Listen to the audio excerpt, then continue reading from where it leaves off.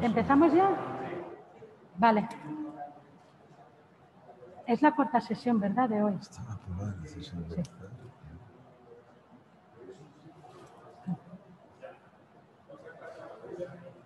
Me la quitaré después. ¿Prefieres que sea así? Vale, pues nada. Vale. Vale, va. Buenas tardes, señor Barón. Vamos a empezar ahora la cuarta sesión y última de estas conversaciones sobre Europa. Creo que todos conocemos a Enrique Barón, pero aún así voy a presentarle. Es abogado y economista y doctor en Derecho y Economía y licenciado en Administración de Empresas. Bajo la dictadura franquista fue abogado de Derechos Humanos y también profesor de la Universidad Complutense de Madrid y de ICADE, y fue diputado hasta 1987 del Congreso de los Diputados español y fue ministro también en el gobierno de Felipe González. Después dio el salto a Europa y allí yo creo que un poco lo fue todo, o lo fue casi todo. Fue presidente del Parlamento Europeo entre 1989 y 1992, años clave, lógicamente, con la caída del muro de Berlín y ese nacimiento de lo que podemos llamar una nueva Europa, que empezó a construirse en aquellos momentos también. Y fue también eurodiputado hasta el 2009. Es decir, su trayectoria en Europa es larga, amplia y en momentos muy claves. Vamos a conversar ahora sobre ese reto o sobre los retos que tiene la Unión Europea ante sí. ¿Cuáles son, desde el punto de vista de Enrique Barón, los retos más importantes a los que se enfrenta en estos momentos la Unión Europea? Pues el afirmarse como una unión fuerte, que sea un actor geopolítico en el mundo y como una federación europea, que es lo que decía Robert Schuman en nuestra acta de nacimiento. Y eso pues supone continuar trabajando, el hacer frente a un desafío tan importante como el que nos plantea el COVID, pero sobre todo yo creo que el volver a impulsar Europa en un momento en el que ya no es un salto a lo desconocido, que es lo que le dijo Schuman a un periodista que le preguntó, oiga, ¿esto qué ha leído usted qué es? Y dijo, un salto a lo desconocido. Pues ahora ya hemos construido la mayor parte del edificio y nos falta coronar ese salto. ¿Qué supone esto? Supone el hacerlo de acuerdo con nuestros valores, el hacerlo con unos objetivos comunes y después de lo que ha sido el proceso este año, primero de dudas pero luego de afirmación, el coronar ese salto que es muy importante, es decir, el duplicar, por ejemplo, el presupuesto en un año, el afirmar la solidaridad a través de la mutualización, el plantearnos que tenemos que seguir siendo la vanguardia en la lucha contra el cambio climático, en la digitalización, en el progreso social también, en la defensa de nuestros valores y de nuestro sistema de bienestar. Bueno, yo creo que hay muchas cosas que hacer y que hay que motivar. Y una cosa más para acabar. Este desafío en este momento supone que tenemos que ser conscientes de que no se trata solamente de reaccionar frente a esta pandemia omnipresente, ubicua y en fin, y desconocida, ¿no? Supone también que tenemos que hacer una apuesta muy seria por no hipotecar el futuro de nuestra juventud. Y ese me parece que es un punto en el que tenemos que insistir mucho y trabajar. Usted ha hablado del desafío de la pandemia de la COVID-19. Sí. ¿Puede ser que ese desafío, puede ser que la pandemia de la COVID-19 nos haya colocado en la Unión Europea en el ahora o nunca? Pues, hombre, hemos tenido otras pandemias, ¿eh? En el siglo XX, fíjese que 2 pandemias que fueron 2 guerras mundiales seguidas, que esas fueron peores. Hablo ya después con la esta hay que saber, Unión Europea como tal. No, bueno, pero la Unión Europea es hija de eso. Bueno, sí, también. Es hija precisamente de... Yo digo que la construcción de la Unión Europea es que la Unión Europea es una tejedora de paz. Y los procesos de tejer, piense en Penélope, bueno, los procesos de tejer son procesos de hacer, deshacer. Y eso es lo que hemos hecho en estos casi 75 años en los que no hemos vuelto a tener ninguna guerra entre europeos. Algunas a nuestro margen sí, bueno, pero dentro de la Unión Europea. Y ese factor de paz es esencial. Entonces, ahora tenemos la pandemia. Pues después de haber tenido un momento de duda y de repliegue cada uno en su casa, de cerrar las puertas, pues hemos dado el salto más importante prácticamente desde la caída del muro.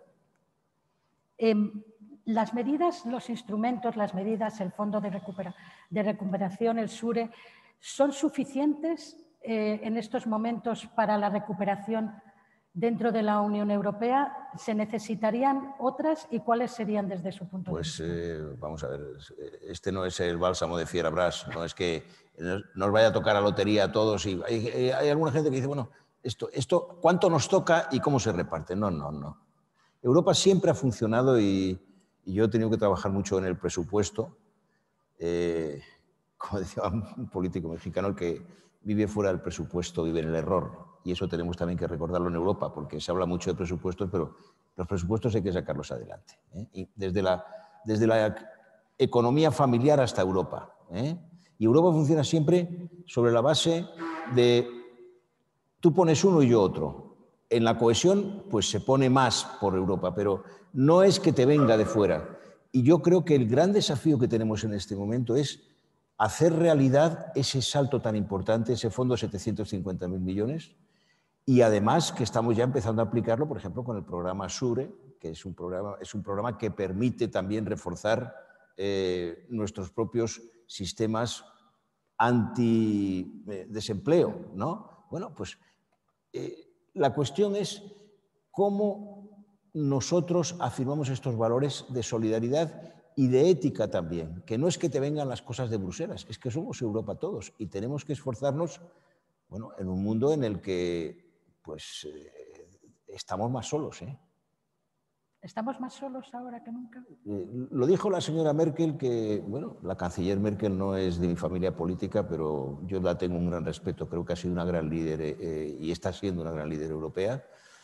Y si es cierto, nosotros, nuestro gran aliado y en mucho tiempo protector, que eran los Estados Unidos, en este momento, pues no tengo que entrar mucho en analizar su posición. No entro en lo que puede representar en este crecimiento de líderes autoritarios tipo Putin o Erdogan, o, bueno, o el emperador chino, que ha sido declarado emperador de por vida. Es que no hay que olvidarlo. Bueno, algunos son socios y rivales, pero nosotros tenemos que afirmar nuestros valores y hay muchos que han apostado a que el Brexit, que todavía no se ha acabado, porque hablamos como si se hubiera acabado y ya veremos esto, como si el Brexit fuera, como dijo también el presidente Trump, fuera el comienzo de la descomposición de la Unión Europea. Pues nosotros tenemos que reforzarla. A cuenta del Brexit, sí. Entra una pregunta de Ángel Álvarez por Zoom. ¿Está de acuerdo en que el Brexit ha supuesto una oportunidad para reaccionar frente a la crisis de la pandemia en Europa al haber podido tomar medidas rápidamente sin los bloqueos y el filibusterismo constante del Reino Unido? Vamos a ver, yo este tema lo debato con muchos amigos. La única ventaja de los británicos es que te dicen las cosas a la cara. Hay otros que se ponen detrás y no lo dicen. No hay un filibusterismo continuo, hay una actitud de lo que fue un imperio muy importante, que es, nosotros perdimos el imperio hace 2 siglos, ¿no? Ellos ganaron la guerra y perdieron el imperio al mismo tiempo. Y esa es una diferencia muy importante. Y luego los británicos discuten las cosas hasta el final, pero cuando llegan a un acuerdo lo aplican. Mi temor principal sobre el Brexit es Oiga, hablamos del Brexit como si fuéramos todos del continente. El Brexit en este momento nos plantea un problema muy grave con uno de nuestros socios del que no se habla nunca, que es Irlanda. Y que puede ocurrir, y lo dicen todos los exministros británicos, se lo han dicho a Johnson, y Major, Blair, May, oiga, el acuerdo del Viernes Santo, que es el acuerdo que puso fin a una de las guerras y a un terrorismo de lo más... No hablamos nunca de eso. Y permítame decir otra cosa. El artículo 50 del Tratado de Lisboa, que hay que leérselo, que lo redactó el secretario de la Convención Constituyente o Constitucional, Sir John Kerr, un gran diplomático británico que ahora está en contra del Brexit. El artículo 50, que además está escrito en el latín del siglo XXI, que es el inglés, ¿no? Ese artículo dice que incluso cuando uno sale, que uno puede retirarse en cualquier momento y cuando uno sale puede volver a pedir la entrada. Fíjese. Los británicos no se irán. Otra cosa es, bueno, pues que no nos desmantelen lo nuestro, vamos. Si es así. Bien. Es que se da por sentado que el Brexit ha pasado. Yo se lo pregunto a los amigos y tal, y que me dicen, no, es que a ver si estos pesados se marchan, que esto va a ser jauja. No es así. No es así. Y además yo, como español y como europeo, no creo que nos vaya mejor. Con ellos fuera. No, vamos, esto no nos va a ir mejor. Y aparte de que no se van a marchar en muchas cosas. Oiga, es una potencia nuclear, es el mayor ejército europeo, es una potencia mundial. Yo no soy partidario de la amputación, sobre todo si es una amputación de nosotros mismos. O sea, espero un momento que no acaba el partido, ¿eh? Y yo invitaría desde luego a ser un poco más prudente, porque es que me ha tocado trabajar mucho con británicos. Ya me imagino. Que sí, me imagino que ahora oiga, sí. Y son los que resistieron al empuje nazi. Los demás, todos cayeron, ¿eh? Vamos a pasar a un papel que usted conoce bien, aunque ha cambiado también a lo largo de los años, que es el papel del Parlamento Europeo, sí, que va a tener ahora en la recuperación post-COVID-19, va a jugar también un papel importante porque es también el que va a tener que gestionar y va a tener que dar el visto bueno a gran parte de la tramitación de esos fondos. ¿Cómo ve el papel del Parlamento Europeo en estos momentos? Bueno, yo acabo de seguir vía telemática el debate del primer año de gestión de la presidenta von der Leyen, y yo tengo que decir que, bueno, algunos dicen que tenía un acento muy teutónico. Yo tengo que decir que me siento absolutamente identificado con el planteamiento y con las grandes líneas políticas que ha defendido y que plantea en relación con los temas internos, con los temas domésticos de la Unión, en relación con su papel internacional. Yo creo que merece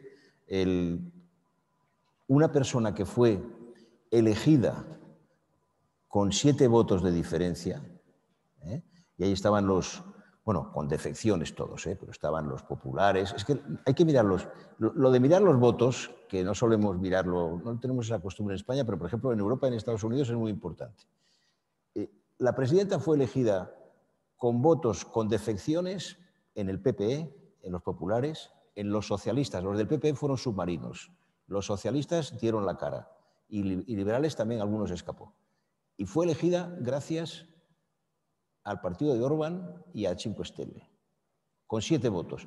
Ahora tiene 2/3 del Parlamento que apoyan y que gestionan un tema muy importante, que es precisamente todo el paquete de recuperación, y que está siendo una batalla muy importante. Y le digo una cosa ahora, que, bueno, que hay que defender el papel de la mujer. Hay 2 diputadas, que además son vascas. Una es Eider Garayzábal, que está negociando, que está negociando este futuro, y hay que hablar también de la gente que trabaja, ¿no? E Irache García, que hay que ver en el debate entre von der Leyen y ella cómo se entienden de bien las mujeres en estas cuestiones, mejor que los hombres. ¿Podemos decir que el liderazgo femenino entonces es mejor que el de los hombres? Pues de momento la verdad es que la primera presidenta de la comisión, que lo tuvo difícil de entrada, lo está llevando bastante bien. Y en el debate se vio que había un planteamiento muy razonable. Hombre, con lo cual no quiero descalificar a los hombres, porque a mí me toca eso, me afecta. Pero bueno.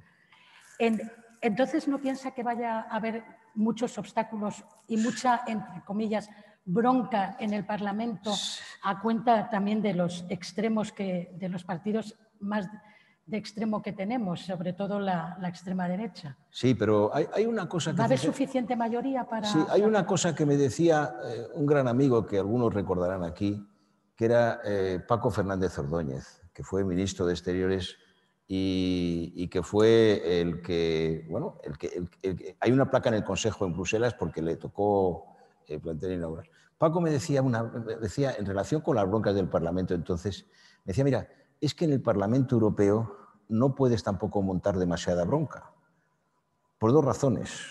Una, porque la interpretación simultánea hace que tú le echas la bronca al intérprete. Y la segunda es que el presidente o presidenta de la sesión puede cortar la palabra si te excedes del tiempo, no porque no te guste. Imagínese que se aplicara esto en casa. Sería mucho mejor. Es que estaría mucho mejor. Bueno, vale. Aparte de que, no sé, la gente, bueno, ha habido intentos, pero están casi excluidos los insultos y todo ese tipo de cosas, ¿no? Todos sabemos que esos miles de millones que tienen que llegar en ayudas del Fondo de Recuperación van asociados también a proyectos que hay que presentar de acuerdo a digitalización, sostenibilidad, verde. ¿No echa en falta en nuestro país un debate, no solo político, sino también social, sobre ese paradigma económico o esos cambios en el sistema que realmente vamos a tener que llevar a cabo asociados a esos polos importantes de proyectos que vamos a tener que presentar? Pues tiene usted bastante razón, es decir, que yo creo que eso es bastante más importante que algunos de los debates que se nos empeñan en reiterar y aburrirnos. Estoy de acuerdo. Ahí hay dos cosas que quería decir. Una es, la primera es que esto supone no solamente que lleguen fondos, supone que lo que hay que hacer es presentar proyectos. Y yo ahí creo que con Alfredo Pastor, que es un gran economista y con mucha razón, e incluso con el otro día lo decía Andreu Mas Corell en una entrevista, son dos, que lo que hay que hacer es crear equipos, hay que tener un equipo que gestione eso, que no es solamente la administración o el gobierno, tiene que tener un nivel técnico. Y tenemos esa capacidad. Cuando nosotros entramos en la entonces comunidad, el Comité de Inversiones Públicas, hablo de 1985, tenía en el pipeline, tenía en el oleoducto, tenía todos los proyectos de modernización, o la mayor parte, de ferrocarriles, de carreteras, de aeropuertos, de abastecimiento de aguas, de depuración. Eso hay que tenerlo porque no es que te vayan a llegar y te vayan a regar con dinero. Es que hay que presentarlo, defenderlo y además hacerlo. Y tengo que decir una cosa, y es que, por ejemplo, en los últimos años, aunque ha habido algunos frenazos en lo que es energías renovables, nosotros estamos bien situados y hay que trabajar más. En lo que es la preparación de infraestructuras para la red de banda ancha, que hoy en día ya es un derecho fundamental, también estamos, diríamos, bastante bien situados, pero nos falta eso que usted dice. Es decir, esta tiene que ser, diríamos, una de las ambiciones de nuestra sociedad para colocarnos en cabeza y, sobre todo, para hacer todo un plan de reestructuración de nuestra economía. ¿Usted cree que se ha empezado ya o igual vamos a llegar tarde y a lo mejor no recibimos todos los fondos que podríamos recibir? Porque como lleguemos tarde en la presentación de los proyectos, vamos a tener un grave problema. No, bueno, es que si llegas fuera de plazo, pero eso no en Europa, aquí también, si llegas fuera de plazo, pues no... Yo me refiero sobre todo a España. En Europa puede haber más flexibilidad incluso, pero eso nosotros tenemos que concentrarnos mucho en todo ese tipo de planteamientos.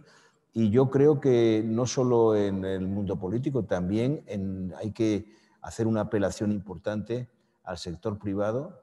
Hay que hay que proteger y defender mucho más nuestra investigación y desarrollo. Y yo creo que todo eso es absolutamente... Es una movilización de la sociedad. ¿Sí? Pero no se está haciendo. ¿Cómo se hace? ¿Cómo se debe hacer? Pues hay que... El gobierno parece...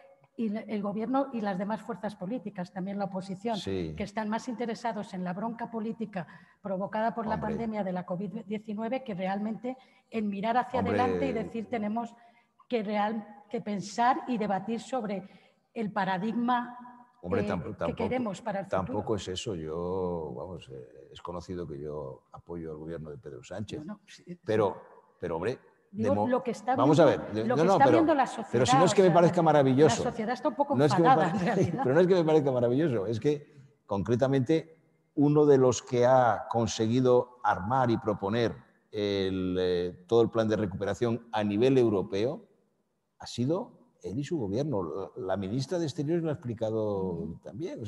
Pero no es para ponerse medallas, es que tenemos que participar todos, porque cuando hablamos de Europa decimos, no, el eje franco-alemán, como si los demás fuéramos espectadores o estuviéramos allí, en fin, un poco de florero. No es así. Ahora, lo que sí es cierto es que el gobierno puede, yo creo que dentro de lo que fue esa cumbre del mes de julio, de los 4 días, que ya sabe que... Sí, los 4 días famosos, ya sabe que la cumbre que duró 5 días, que fue un fracaso total, la de Niza decían que era la cumbre de las 4 camisas, porque los líderes se quedaron sin muda. Sí, bueno, pues es así, porque claro, normalmente van y vienen, ¿no? Yo creo que el papel de España fue importante. Ahora, eso no nos resuelve el problema. Como digo, yo creo que es algo que tiene que movilizar al gobierno, a las autonomías, a los ayuntamientos, que también tienen interés, y sobre todo a las fuerzas económicas y sociales, empresariales, sindicales y demás. Yo creo que es un proyecto que puede ser sugestivo para nuestra sociedad, sobre todo porque tiene que cambiar en algunos aspectos fundamentales, y creo que los puntos más débiles o más frágiles de nuestro sistema es el sistema educativo y su relación con el mundo del trabajo, sí. Que no solamente una consideración de Madrid y tal, pero que tenemos que hacer un esfuerzo importante, un esfuerzo también muy serio en integrar pues, la universidad y todo lo que son, diríamos, todo el mundo de las politécnicas, con una relación que a mí me llamaba la atención en el Parlamento Europeo, los alemanes, por ejemplo, la interacción entre universidades, empresas, fundaciones y demás es continua. Aquí no hay tantos puentes. Y luego tenemos que reconvertir algunas de nuestras industrias que han sido muy exitosas. Yo no infravaloro eso de decir, bueno, tal lo del turismo, pero sí hay que adaptar el turismo a una nueva realidad. Lo pongo como ejemplo. O la industria automovilística. O nos ponemos al día en el terreno eléctrico, somos grandes fabricantes, no somos creadores. Sí. O no tenemos futuro y somos el segundo exportador europeo. Pero ¿no le falta ese debate, esto que estamos hablando? Bueno, pues Nosotros llevamos ya 3 jornadas de conversaciones. Sí, yo lo que pasa es que no estoy en activo políticamente, pero cuando me llaman en el mundo universitario o me llaman pues en los medios de comunicación o demás, yo estoy a disposición y trato de ayudar. Yo creo que podemos ayudar todos un poco. ¿Perdón? Que creo que podemos ayudar todos un poco y debemos ayudar a abrir ese debate. Yo soy en eso... Pues si no llegamos tarde, es que ese es el gran problema. Tiene usted razón en eso, sí. O sea, y será culpa nuestra. y habremos perdido la gran oportunidad. Sí, sí. Entra una pregunta por Zoom, que también es muy parecida a la que yo le iba a plantear. El euroescepticismo pareció haber frenado su ascenso en las últimas elecciones europeas, pero sigue latente. ¿Cómo puede Europa y también el Parlamento Europeo combatir los mensajes simples y, por tanto, incompletos de los populismos, y añado también de la extrema derecha en especial? Pues a través del combate político y de la afirmación de nuestros propios valores y de nuestros objetivos. Porque, claro, hablamos mucho del euroescepticismo. Me va a permitir una pregunta. ¿Usted ha visto a mucha gente quemar euros por la calle? ¿Perdón? ¿Ha visto a mucha gente quemar euros por la calle? Sí, hubo un caso que fue en Grecia, quemaban fotocopias. Porque ya sabe que las fotocopias... Pero debía ser... No, era para protestar. Últimamente no. ¿Qué significa eso? Que mire, en la campaña de Le Pen contra Macron en Francia empezó hablando de la vuelta al franco. ¿Quién se acuerda de eso?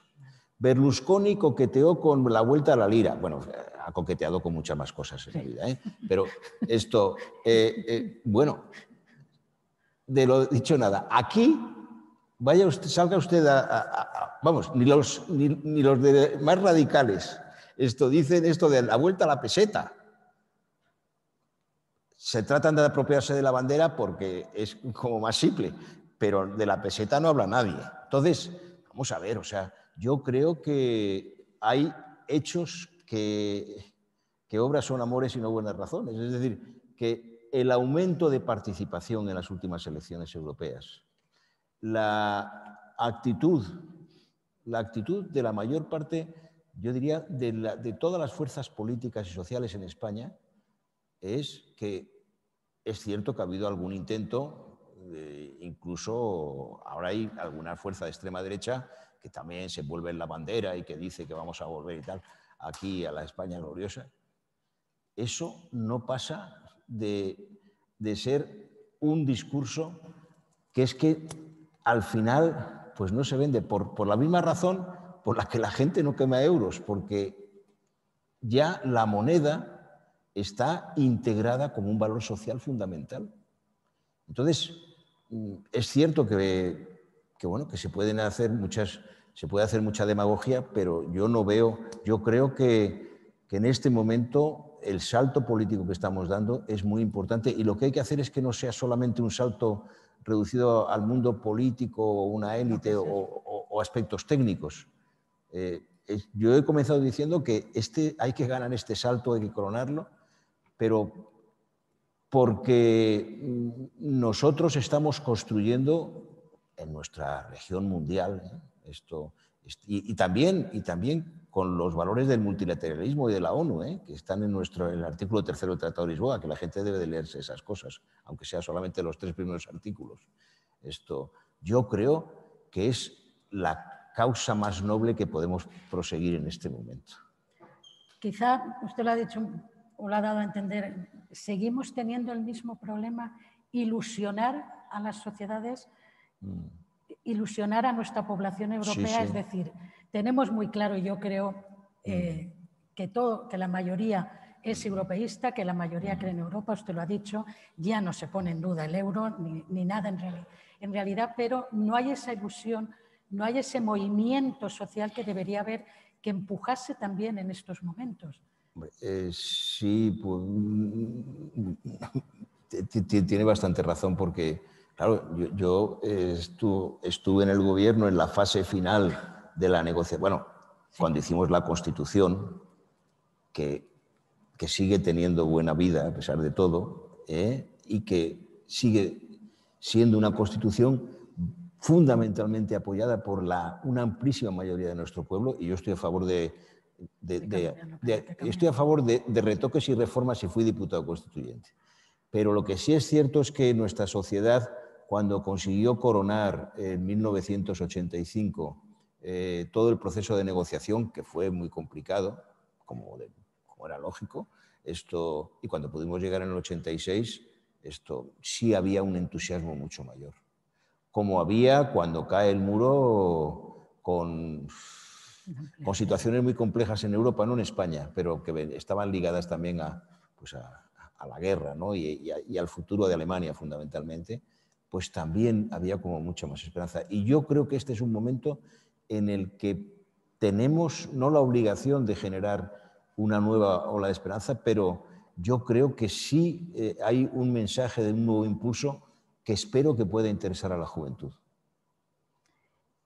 Tengo una pregunta de Georgina Higueras.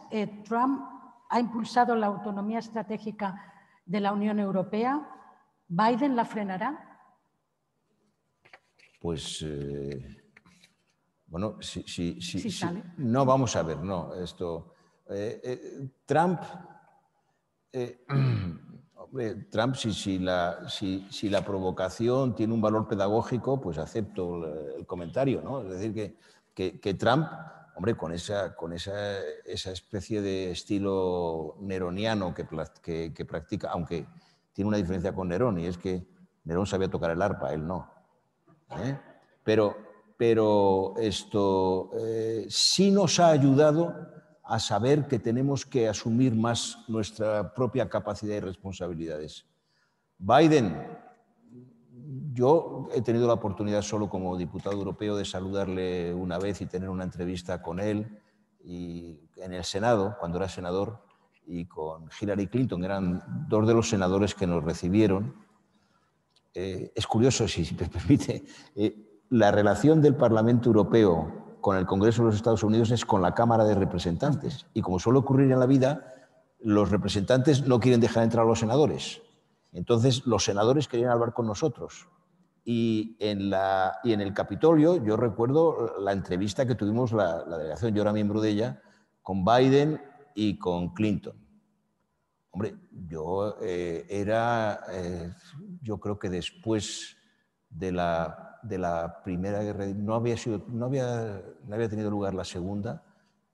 Yo creo que con Biden es una persona con la que se puede hablar y sobre todo en unos términos mucho más civiles, ¿no? Eso sin duda. Tengo dos preguntas de Miguel Ángel Aguilar.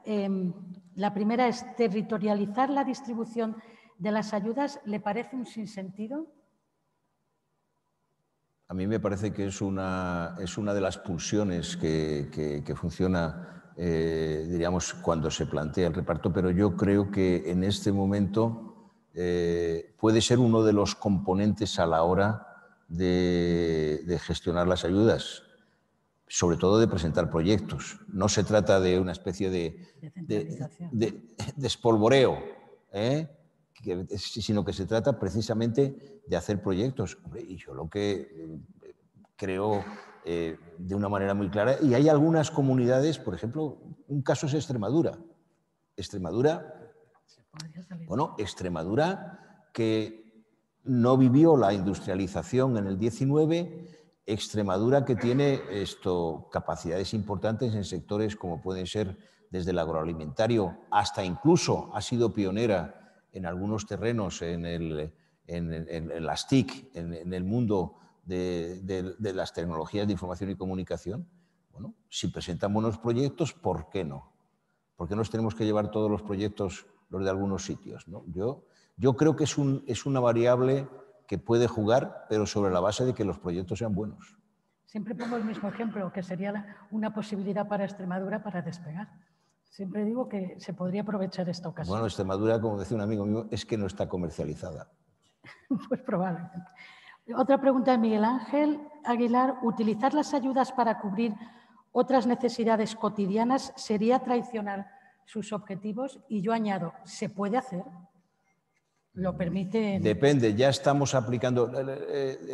Yo ahí vuelvo creo que lo he dicho ya, a esta filosofía de Robinson Crusoe que defiende Alfredo Pastor y que Mario Draghi, que ha hecho una intervención que aquí me parece que solo hubo un periódico que la recogió, en una cumbre sobre ética y política en Rimini en el mes de agosto. Mario Draghi, hombre, que es una persona que tiene una cierta autoridad también en Europa, y que ahora está, bueno, pues está retirado, pero también en expectativa de destino. Ya veremos, a ver. Esto, Draghi dijo una cosa, dijo esto, de momento lo que se está haciendo, ese cambio que ha habido por parte sobre todo de Alemania, pero de Europa, decir, bueno, mire, gasten y aquí hay que salir del paso. Pero hay que ser Robinson Crusoe, es decir, no hay que comerse todo, no hay que gastar todo en salir del paso, sino que hay que pensar de cara al futuro. Hay que pensar en que, bueno, pues que el año que viene pues tendrás que cosechar, recoger, tendrás que tener medios. Y yo creo que esa es la clave, porque si no, y yo creo que hay que decirlo con una cierta brutalidad, si no, estamos hipotecando el futuro de nuestros hijos y no tenemos derecho. Es decir, tenemos también que ser capaces de generar una capacidad europea en un mundo en el que somos cada vez menos, pero seguimos siendo la primera potencia comercial. Y en normas, yo diría que en normas civilizadas en la globalización y demás, seguimos siendo pioneros. Y entonces yo creo que tiene que haber una profunda exigencia por nuestra parte, porque realmente si no, es que no tenemos futuro. Yo no sé, Miguel Ángel, ¿a qué te referías con necesidades cotidianas?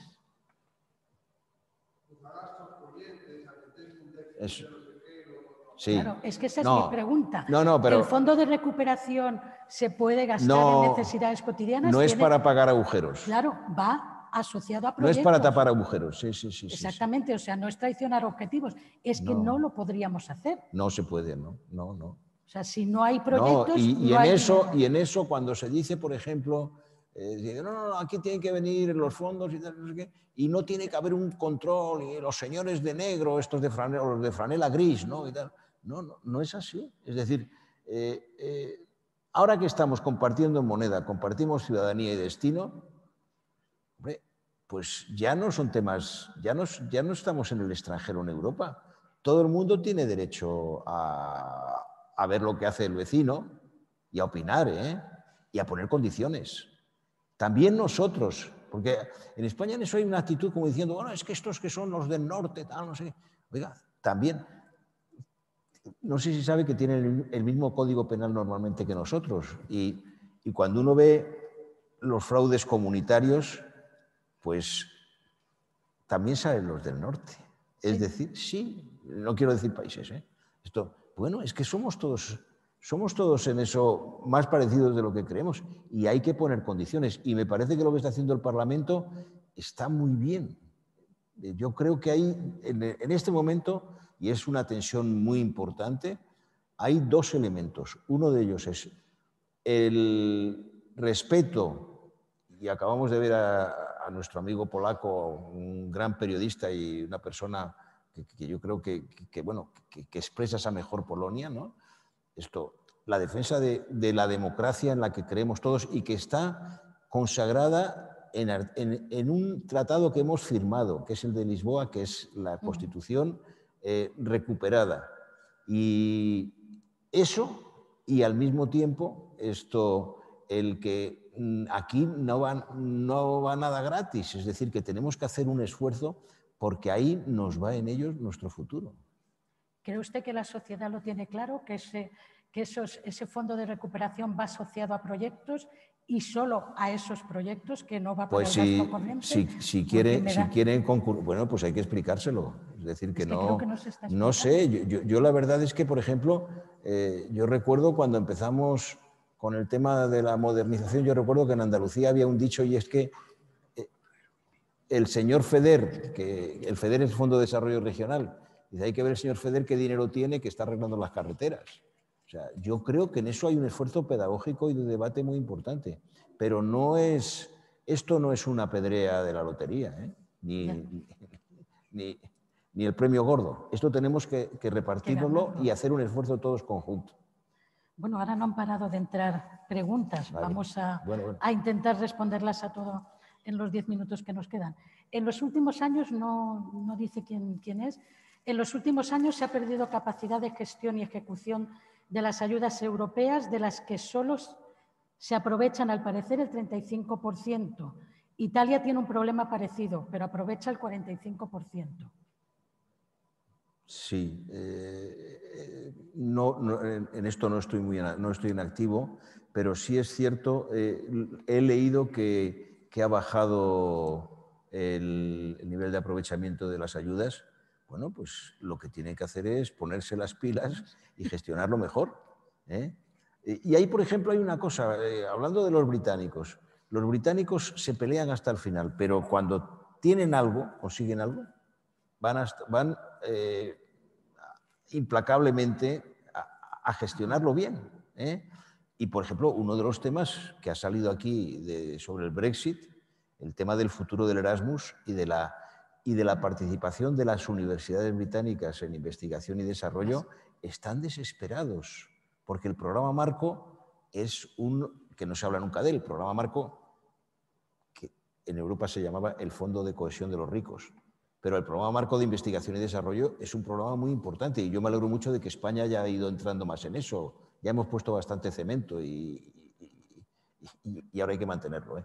Pero yo creo que en eso tenemos que tener un nivel de exigencia mayor en relación con nuestra gestión administrativa y en relación con nuestra capacidad de innovación.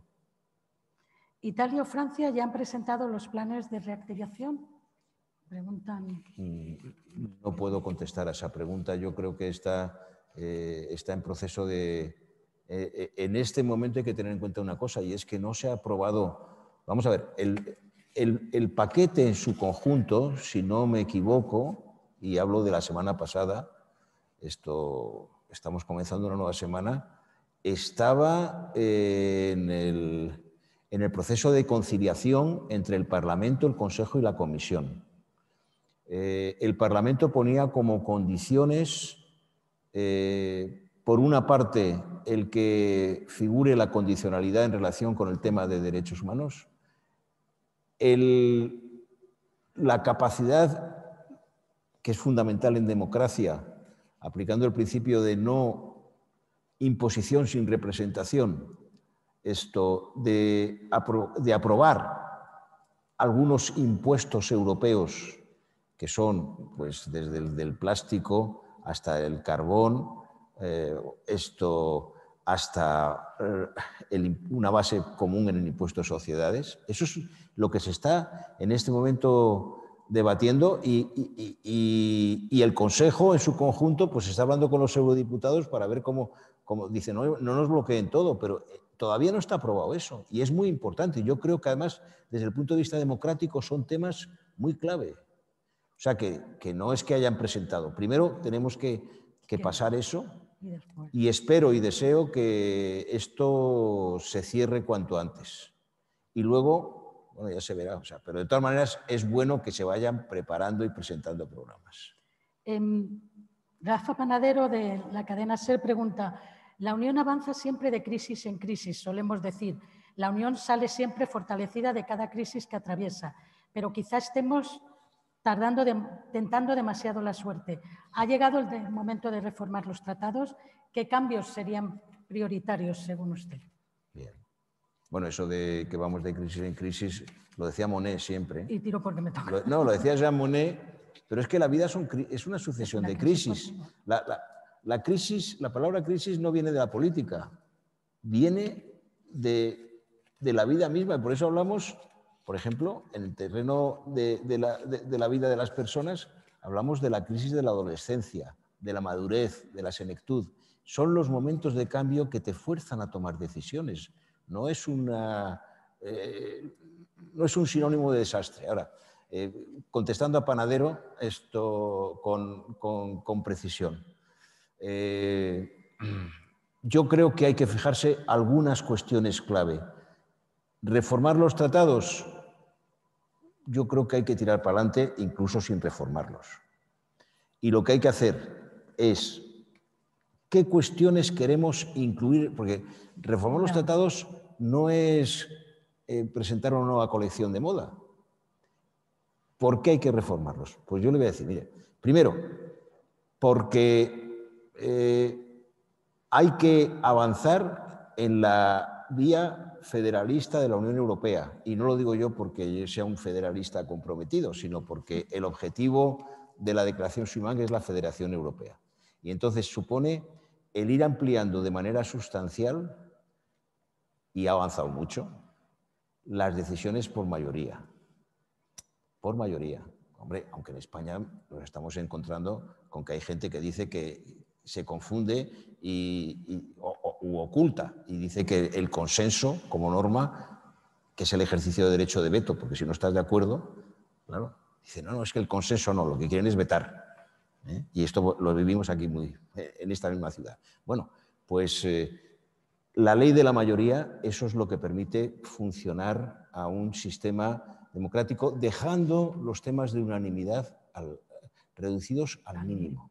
Esa me parece que es una de las leyes fundamentales o de los pasos fundamentales que hay que dar. Y hay un tema de que no hablamos nunca, no quiero ser muy técnico, pero hay una cosa que es en este momento después del Tratado de Lisboa que nos gobierna, que es el Tratado de Gobernanza, que es que no es comunitario porque se negaron Gran Bretaña y Polonia, y que se conoce más con el nombre de Fiscal Compact. No es comunitario, pero hay que integrarlo. Y es un tema de democracia, no es un tema simplemente de Europa, que no hablamos nunca de cómo se van haciendo transferencias de soberanía sin que haya un control democrático debido. Y el Tratado de Gobernanza tiene otra innovación que yo sí creo que hay que poner en los tratados, que es, hasta ahora aprobamos los tratados por unanimidad, lo cual es un proceso agónico.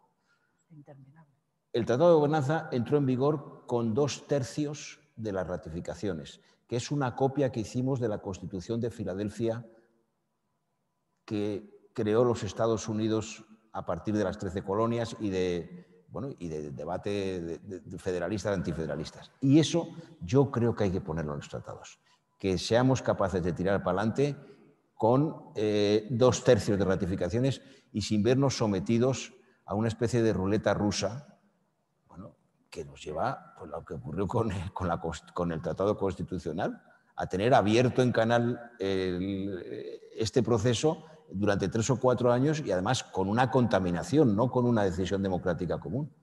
Yo, con estas dos cosas, estoy de acuerdo. Luego, cuando se abre, y espero que la conferencia hable de todo, pero me parece que estas son las cuestiones fundamentales. Tenemos una pregunta de Enrique Peris y luego otra más y ya vamos llegando trataré al final. de ser... ¿Podrá la Unión Europea establecer una política de inmigración separada de la política de asilo que sea racional, que resulte funcional y coherente, regulada y aceptable para todos? Sí, ya me gustaría. Iba a decir yo. Ya me gustaría a mí, pero yo ahí, teniendo en cuenta algo que es fundamental, que es nuestro futuro demográfico, ya nos dijo Kofi Annan, yo recuerdo en el Parlamento Europeo en 2004, dijo, oiga, ustedes necesitan 40 millones de migrantes. No hubo aplauso, ni pitos, ni palmas. O sea, fue una cosa... Tenemos que plantearnos nuestro futuro demográfico y al mismo tiempo, hombre, la capacidad de atracción que tiene el paraíso europeo, que a mí me lo han dicho en las negociaciones de la OMC, de la Organización Mundial de Comercio, me lo han dicho algunos líderes africanos, que dicen, oye, es que o me deja exportar el algodón, toda la zona de África del Oeste, que son los que mejor algodón producen del mundo, o le tengo que decir a mi hijo, atraviesa el Sahara y si llegas vivo al paraíso. Entonces, yo creo que ahí la política española, y he escuchado hoy a Sinas, que está muy bien lo que ha dicho, dice, tenemos que multiplicar todos los acuerdos y las relaciones con los países más cercanos, africanos en general, aunque nosotros, la mayor parte de nuestra inmigración es de la familia, es latinoamericana, pero bueno, y luego, hombre, hay una cosa y es que hay que actualizar la política de asilo, pero claro, el tema de diferenciar entre el inmigrante económico o el asilado político tampoco es tan fácil porque la gente tiene derecho también a defenderse. Y luego porque las redes funcionan de manera impresionante. O sea, es que por Ceuta llega gente, pues no sirios, que se entiende, de Bangladesh, o pueden ser... es que hoy en día ya este es un fenómeno... Bueno, es que las redes son bastante más activas. Yo ahí creo que la propuesta de la Comisión merece consideración y lo que no se puede aceptar es esa postura de algunos países. En concreto, por ejemplo, he visto una de las últimas manifestaciones en el Parlamento Europeo de un diputado húngaro que dice, bueno, los fondos que vienen de Bruselas muy bien, el emigrante que llega a nada. Oiga, hay que decir una cosa clara y es que Bruselas no es un cajero automático. Estamos unidos y trabajando precisamente para hacer una Unión Europea solidaria y con futuro, pero no para que uno llegue, coja los fondos y diga, no, no, yo en casa hago lo que me da la gana. Eso no es así. La última pregunta por Zoom y luego ya una mía. ¿Ve a la Unión Europea saliendo de la zona de confort en la que estaba acomodada y dando un paso al frente de los organismos internacionales como la OTAN? Bueno, a mí me preocupa, dice, la OTAN ha dicho. Sí. Sí, bueno, Es que no dice creo que nuestro problema principal en este momento es el que no tenemos una voz común en el Fondo Monetario Internacional, en el Banco Mundial. Ahí estamos en grupos absolutamente inauditos. Cuando decimos que somos la segunda moneda del mundo y somos la primera potencia comercial, oiga, en eso también hay que hacerlo.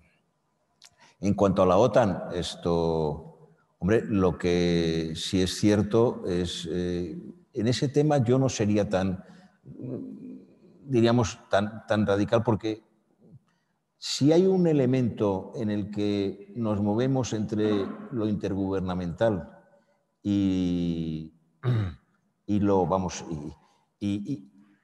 lo comunitario o lo federalizante es en la política exterior. Yo me conformaría, y lo está viviendo la Unión Europea, y creo que el vicepresidente de la Comisión, Borrell, lo está planteando, por ejemplo, en relación con la situación de Oriente Medio, que se aplique la norma de la mayoría también, o sea, que no exista el veto. Bien, pues eso es uno de los temas que me parece que hay que trabajarlo en serio. Para terminar, siempre se habla después de una crisis o durante una crisis que saldremos mejores y no peores. ¿Usted cree que la Unión Europea saldrá mejor de esta crisis? Pues de momento nos hemos salvado, porque yo creo que la crisis de 2008 fue una crisis económica muy importante, pero sobre todo fue una crisis de confianza y de ruptura entre nosotros, entre los países y también entre los ciudadanos. Pero estuvimos al borde, yo diría, del desastre y de romper con la Unión Monetaria y de colocar a la Unión Europea en una situación sin futuro. Creo que en este momento lo que hay que hacer es aprovechar esta nueva ola y este nuevo impulso, y yo lo veo con esperanza, bueno, y si puedo echar una mano, pues lo seguiré haciendo, pero creo que es un momento muy importante y muy decisivo para Europa. Muchas gracias, señor Barón. Damos por concluida esta sesión de las conversaciones sobre Europa y queda el acto de clausura.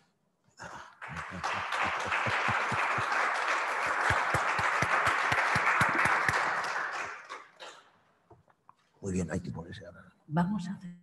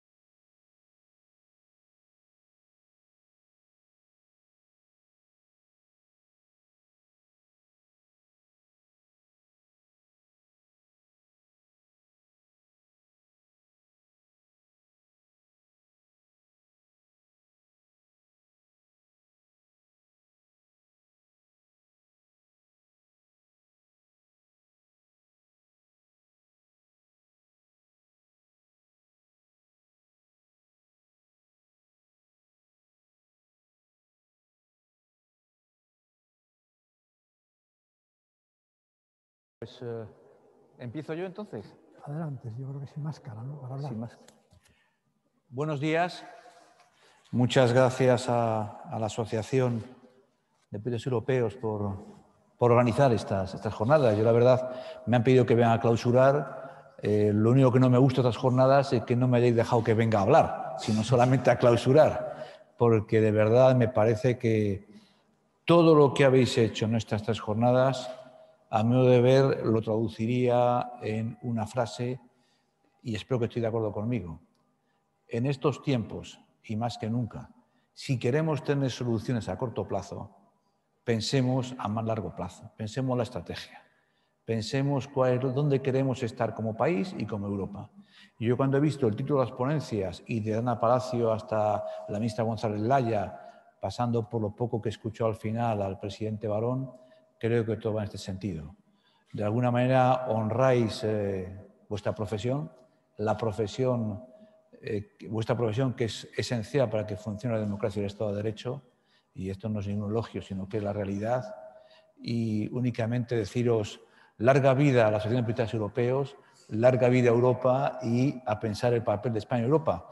Y contad conmigo para lo que queráis. Si queréis que os suelte un rollo, os lo suelto, pero como creo que a las horas de comer no procede, simplemente de verdad, de corazón, muchas gracias. Y Miguel Ángel, Diego, el año que viene me metéis a hablar y a dar guerra. Muchas gracias. Eso está hecho. Paco, bueno, pues con estas palabras yo doy por clausurada las jornadas. Muchas gracias a todos. Disculpas por las incomodidades, por las dificultades, por las limitaciones que ha habido que adoptar por razones de sobra conocidas por todos. Y bueno, como decía el representante aquí de la Comisión Europea, pues el año que viene nos volveremos a ver en nuevas conversaciones y, por supuesto, él será uno de los primeros invitados. Muchas gracias.